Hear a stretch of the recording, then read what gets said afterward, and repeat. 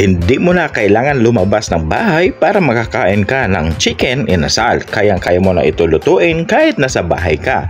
Kahit buong manok at mas masarap pa. Pigain ang kalamansi, mas maraming kalamansi, mas okay. Hadiin ang buong manok sa gitna at punasan. Hiwaan sa legs part at sa breast part para manuot ang lasa. Sa malaking kawali, maglagay ng 1/2 cup na coke, 1/2 cup na toyo, maraming paminta, kalamansi, huwag isama ang buto para hindi mapait. Bawang, isama ko na rin ang balat ng kalamansi. 1/2 cup na asukal, pambalansin ang lasa. Haluin ng mabuti hanggat matunaw ang asukal. Maglagay ng ketchup, oyster sauce at haluin. Dito ko na iloblob ang buong manok at ibabad ng 1 hour. After 1 hour, isalang sa apoy at pakuluan. Kabilaan ng tig 15 minutes. Hanguin, linisin ang pinagkuluan. Ayan, malinis na. Magtunaw ng cornstarch ng 3 kutsara at ihalo hanggat lumapot na ito. Just like this. Maglagay ng 2 kutsara ng margarine at tunawin. Ilagay ang pinakuluang manok. I-brush sa buong katawan ng manok ang mixture.